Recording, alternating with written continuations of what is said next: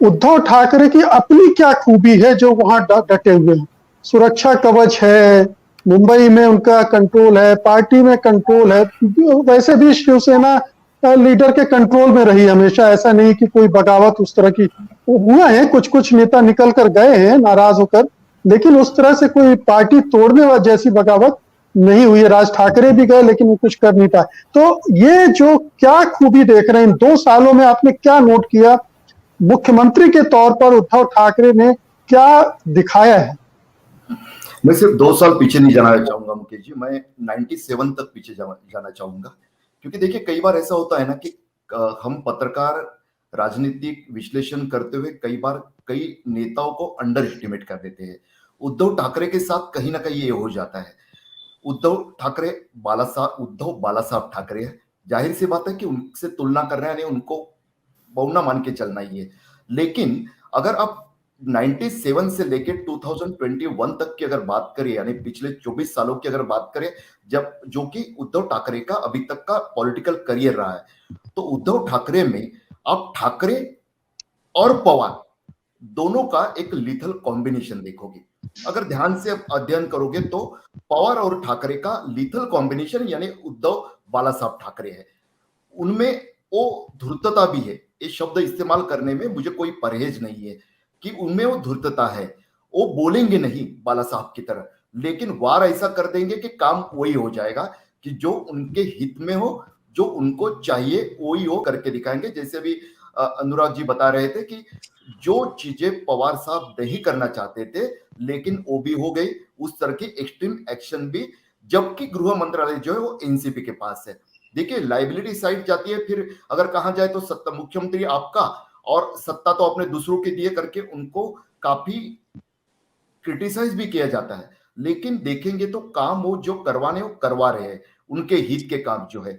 दूसरी बात अभी आपने जिक्र किया था कि कुछ नेता छोड़ के भी गए, मैं उसको और अगर अलग तरह से परिभाषित करूं तो देखिए जब राज ठाकरे किन्नी कांड में फंस गए, जो एक काफी कुख्यात किन्नी कांड हुआ था, एक हत्या हुई थी एक चाल में रहने एक सोसाइटी में रहने वाले मराठी जी। भांडुत की, और उसमें राज ठाकरे और उनके कोई साथी नेता फंस गए थे। उसके बाद से उनके करियर का शिवसेना का वो दौर शुरू होगा ढलान वाला, और उसी समय उद्धव ठाकरे को लॉन्च किया गया था।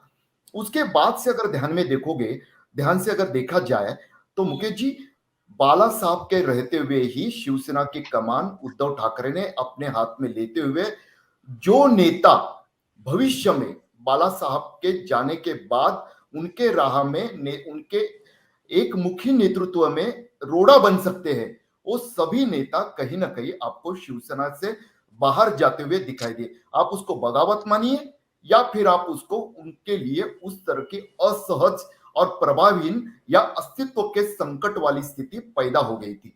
यानी एक क्यों मैं बता रहा हूं कि मुख्यमंत्री उद्धव बाला साहब ठाकरे की जब हम बात करते हो तो इस बात को ध्यान में रखना चाहिए कि उन्होंने शिवसेना जैसे सबसे मजबूत संगठन को महाराष्ट्र के किस तरह से अपने एक एक हाथ में ले लिया, पूरी तरह से उसका वर्चस्व उनका कायम हो गया उसके ऊपर।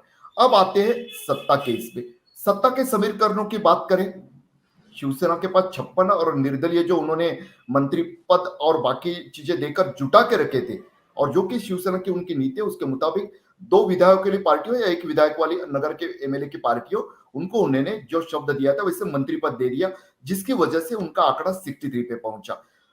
एनसीपी दूसरे नंबर पे 54 के साथ, 44 पे कांग्रेस है। अब इस समीकरण में भी देखिए क्यों लोग फूट नहीं रहे हैं। देखिए निष्ठा वगैरह सब बातें हैं ना, वो बता के के लिए तो काफी बढ़िया लगती है कि चलो शिवसेना, शिवसेना निष्ठा, शिवसेना यानी कोई छोड़ के नहीं जाएगा, लेकिन वो कहीं ना कहीं बीता कल भी हो चुका है। इस बात को भी बाला साहब के रहते हुए छगन भुजबल जो कि अभी जोरदार वकालत करते हैं, वो छोड़ गए थे। उस समय एक अलग आवाज उठी थी, नारायण राणे जी। भी छोड़ के गए थे, राज ठाकरे जी।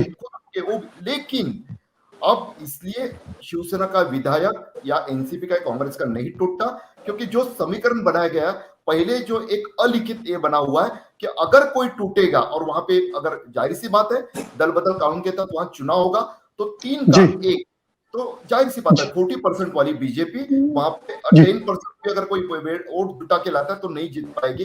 तो ये मजबूरी भी है कई लोगों की, यानी बाय विल नहीं लेकिन बाय कंपल्शन निष्ठा इस गवर्नमेंट के पार्टियों के साथ होना। तो इस जी गवर्नमेंट को ऑपरेशन लोटस का भी उससे अभी तक कम से कम खतरा नहीं हुआ। ऐसा लगता है उसके पीछे एक प्रैक्टिकल समीकरण है कि हर जी नेता सोचता है कि मेरे चुनाव क्षेत्र में जी मैं हारूं। सत्य हिंदी का ऐप डाउनलोड करें गूगल प्ले स्टोर पर।